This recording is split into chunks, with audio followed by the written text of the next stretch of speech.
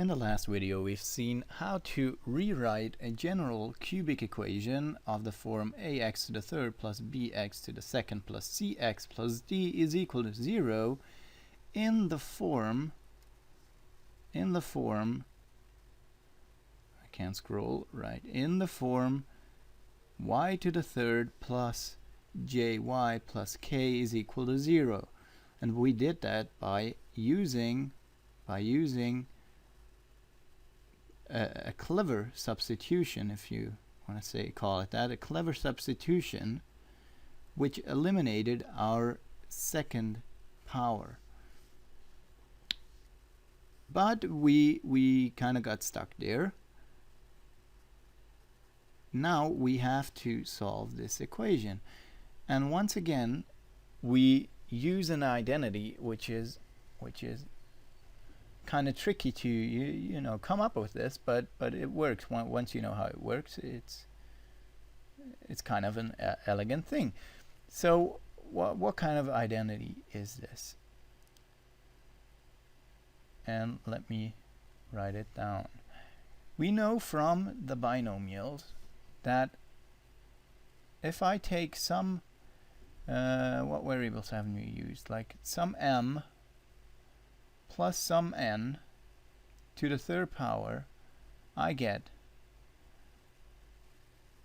m to the third plus 3 times m to the second times n plus 3 times m times n to the second plus n to the third, which is exactly what we've written above, right? But this time, to solve this equation, we do something else.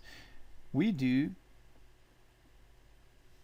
the following. We subtract the thing on the left side from the thing on the on the right. So we get 0, right? Because these two things are equal. So if we calculate one minus the other, we're gonna get 0, right? So what do we get? We get m plus n to the third minus m to the third minus 3m squared times n minus 3 times m n to the second plus, minus n to the third, and all this is equal to 0. So now what good did that do us? Well, from here it's not apparent, but what we do is we'll regroup this equation a little bit. So we'll say m plus n to the third. Now we could factor out minus 3 right here, and an m and an n, right?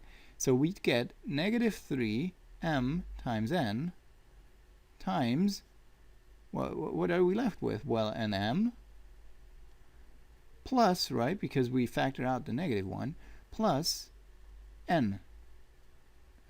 And at the end we're left with negative m to the third and negative n to the third, so we could say negative m to the third plus n to the third. And all of this is still equal to 0. All of this is equal to 0. So now what good does that do us? Well, we could compare these two equations, right? I'm gonna copy this.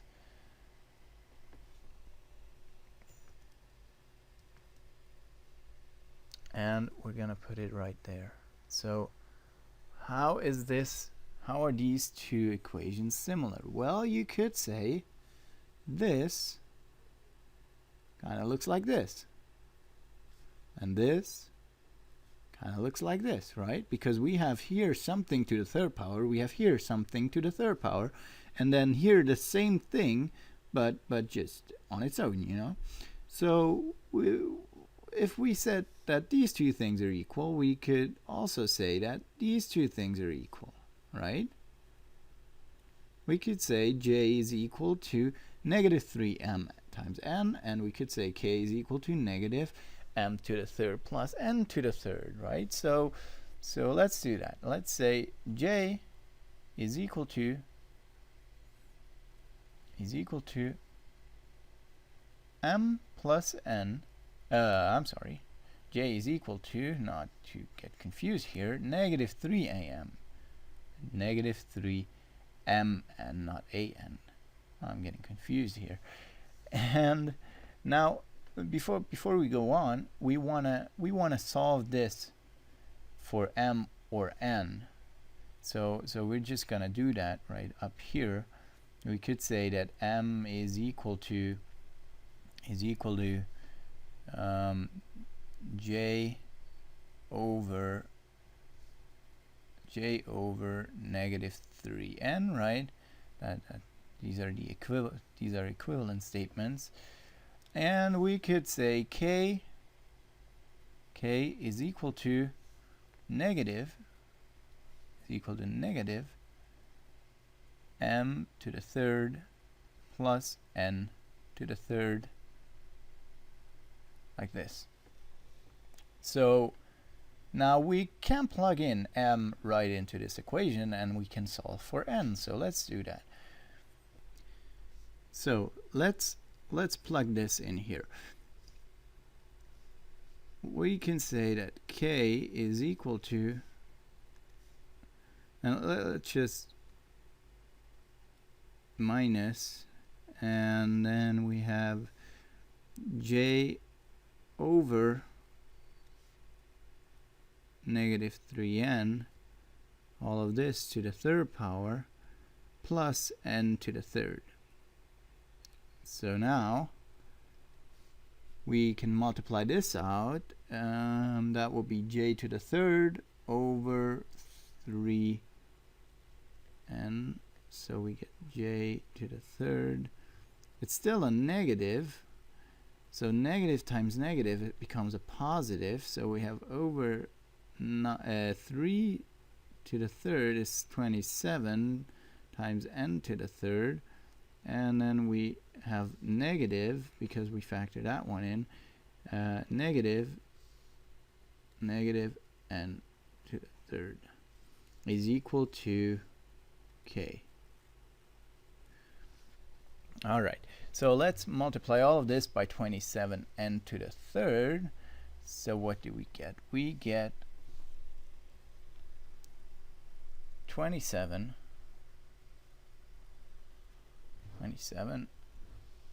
n, not an m, an n to the third times k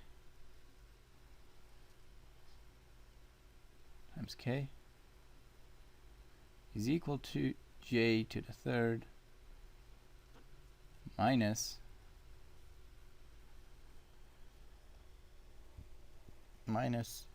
27 n to the third times n to the third. You add up the exponents, so you get n to the sixth. Now we can rewrite all of this as 27 n to the sixth plus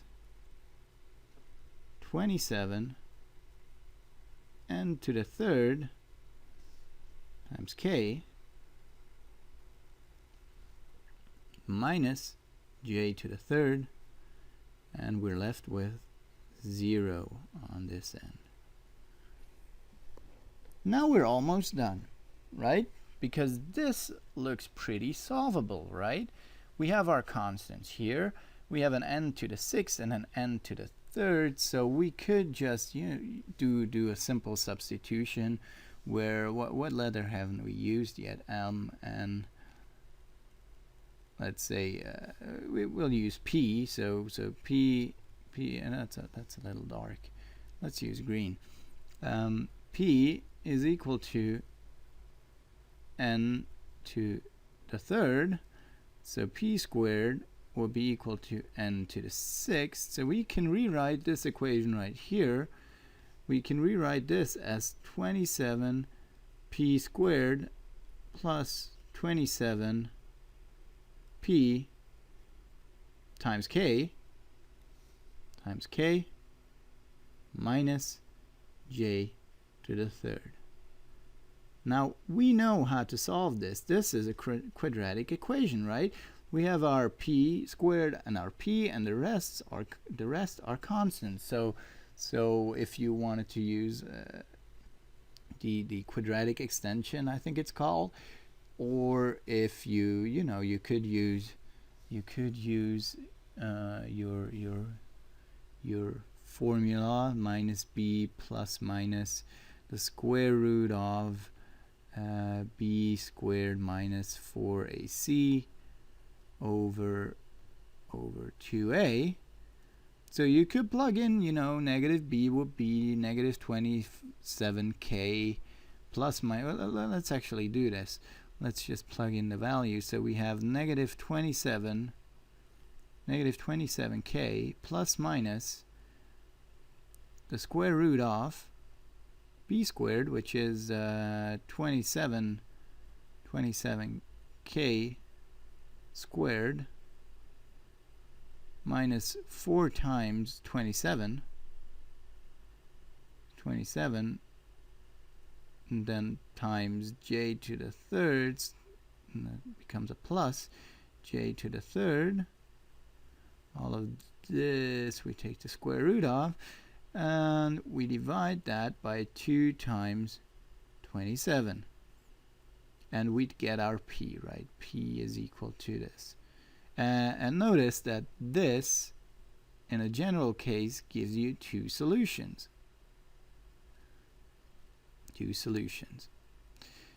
So now we're not gonna go further in doing this in a general case, but you get the idea that you could solve for p right here. So if you have p, you can then solve for n. That's quite simple, right? We can say that since n to the third is equal to p, you know that n is equal to the third square root of p. And notice again that this will give you three solutions. So you get 6 solutions all in all. Now, how does all of this help us? I realized just now that I haven't even mentioned that yet. What did this substitution right up here, let me mark it again, this substitution, why is that useful? Well, we know that this statement right here is true for any m and any n, right? We know that if we plug in any m and any n, and we take the third power to that we get this on the right side. So if we plug in any m and any n into this equation right here, we're gonna get 0. So now what did we do? We said we define our j from our cubic equation right here. We said, well, our j is this factor right here, and our k is this factor right here. And we know that if we can solve for m and n in these two equations right here, in these two equations, we know that if we put in m plus n into this equation, that we have a valid solution. So as soon as we have solved for one n, we can put in the n, we get a number right here, right? So we put that number right in there, we put that number in here, we get an m. So we get a solution for y, and this is really what we've been working on for the last half an hour. We can say that our y is equal to m plus n, right? Let me use the yellow again, m plus n. And we can find an m and we can find an n from this identity. We've just shown that we can. Now you might say, well, if this down here gives me 2 solutions and this gives me 3 solutions, won't I have 6 solutions to my equations, to my cubic equation? And you would be right. You have six pairs of values that you can plug in for y. But it turns out that you'll only get 3 y's, because you get n's and m's that sum up to the same thing. So you actually only get 3 solutions, which you know is good. That doesn't break our algebra, our fundamental theorem of algebra, I think it's called. So that's how you solve for y. Now, one last thing I want to say before I close this is that in order to find all of the pairs, you don't have to do all of this all the time, because once you have one pair, there's a really neat thing you can do to find out the others. And I'm going to scroll down a little, and if you have a y which is equal to an m and an n, then you can find your second y. You can find a second solution to this equation by multiplying your m times e to the 120 degrees. So it's a complex number, e to the 120 times I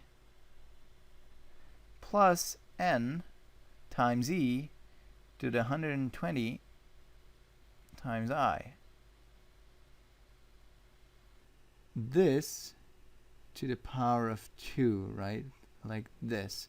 And you can get your third solution, y3, is equal to, you might already guess this, m by multiplying n times e to the 120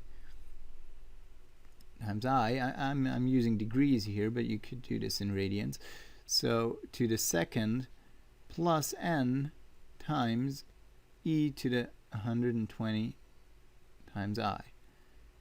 And you will get your other two solutions. Now why does this work? Because if you take e to the 120i, that is equal to the third square root of 1. So if you take e to the 120 times I to the third power, what you get is 1. Now, if you plug this into m and n right here, and you go up into these equations, you get an m and you get an n, and you calculate your k and your g's and whatnot, you calculate your j is going to be equal to negative 3m times n, right? That's what we said. We said j has to be equal to negative 3 times n times n. Let me use the yellow again. Negative 3 times m times n. So now what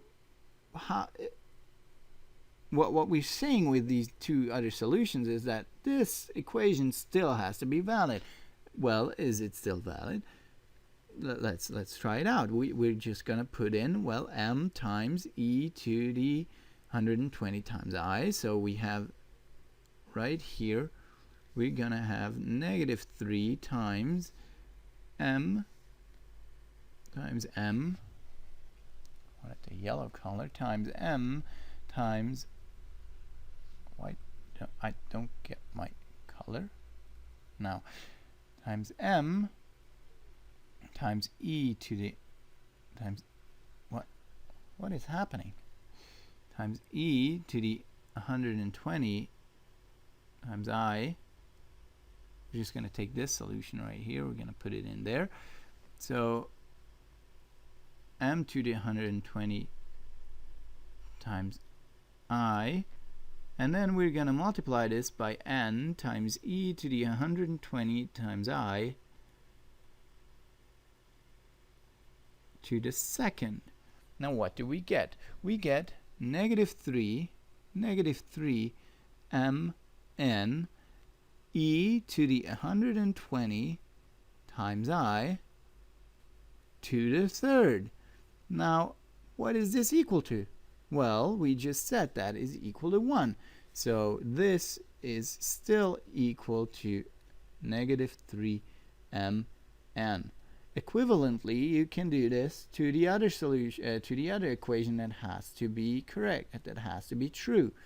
So k is equal to negative m to the third plus n to the third. So we have k is equal to negative n to the third plus m to the third. And I think you can see that this is going to be the same thing as it's going to be here, right?